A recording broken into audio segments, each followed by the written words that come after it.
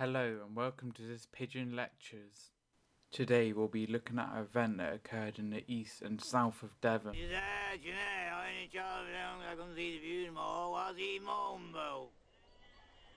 Right.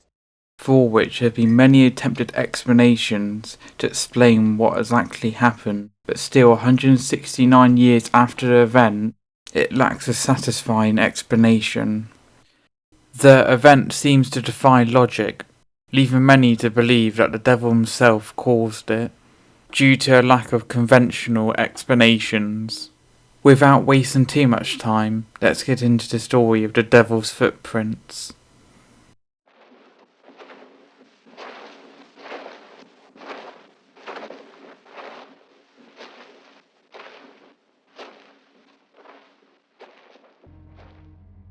The winter of 1855 had been extremely cold, with reports showing that the temperature apparently remained around freezing from January to March.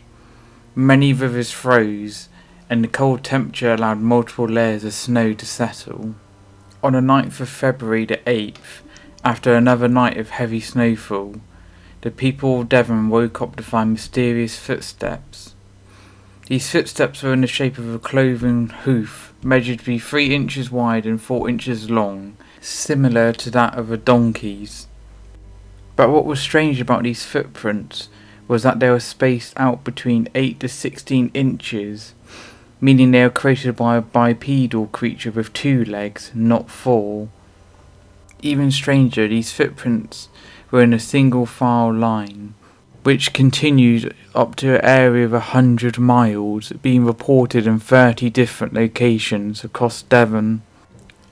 Adding to the strangeness is how whatever made these footsteps moved around objects in its path. When the prints would eventually come across houses or walls, the prints would stop but then continue on the other side of whatever was blocking its way, somehow just continuing through the object.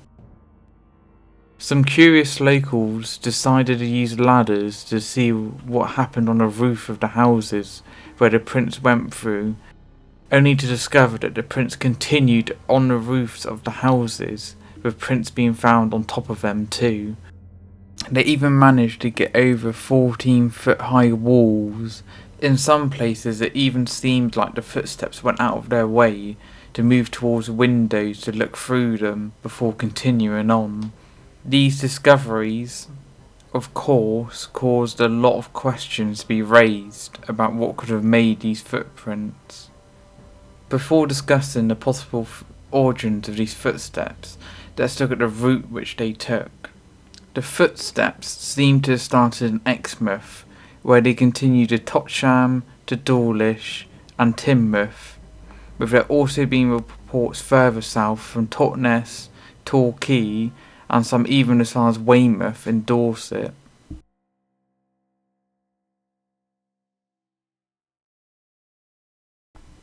After this, many questions are being raised about what could have travelled so far just in one night and move over objects in the way it did. There has been a large number of attempted explanations for this, ranging from different types of wild animals, superstitious explanations, and one very odd one that we'll leave to the end. We'll start with the superstitious explanation, as this was the first explanation thrown around by the locals. As what sinister creature walks around on 2 legs and has hoof prints for legs instead of human legs? Why, of course it's the devil himself, some thought.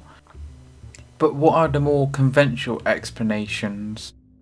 There are a large number of theories stating that different types of animals cause these tracks.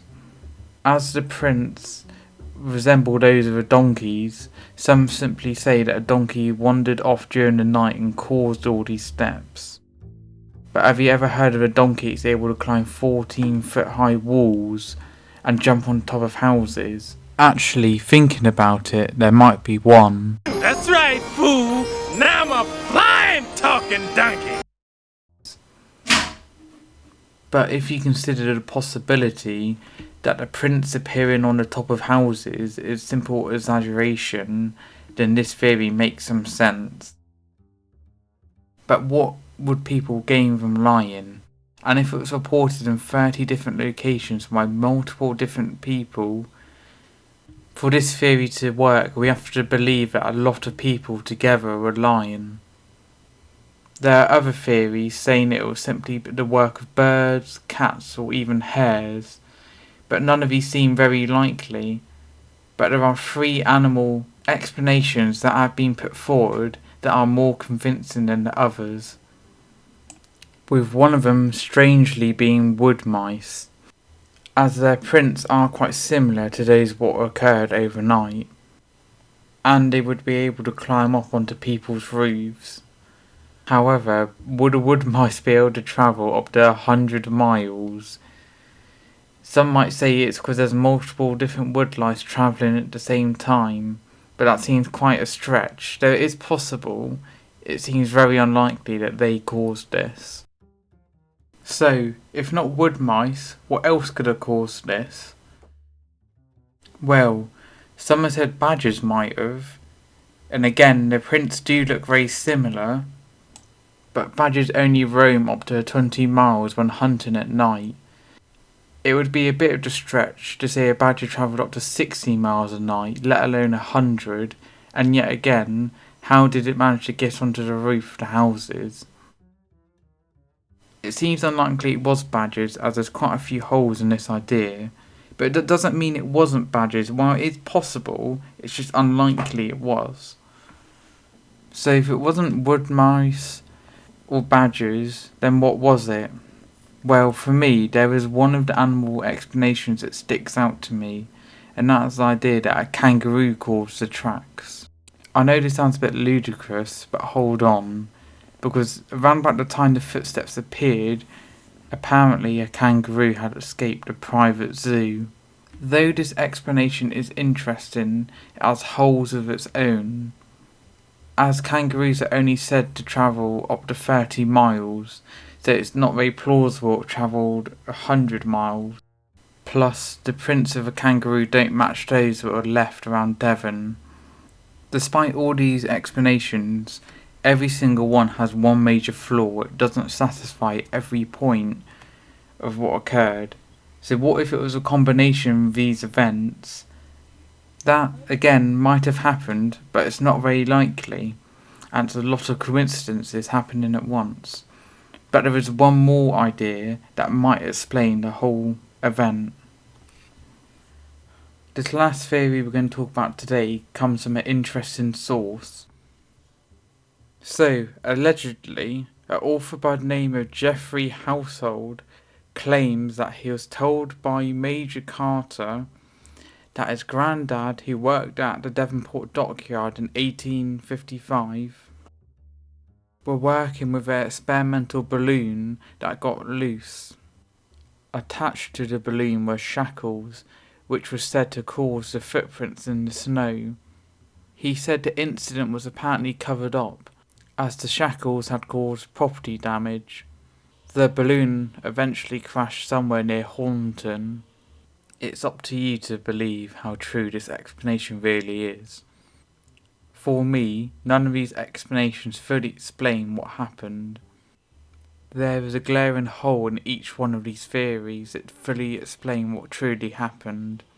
Unfortunately, we'll probably never get a satisfying explanation that fills in all the gaps in this event.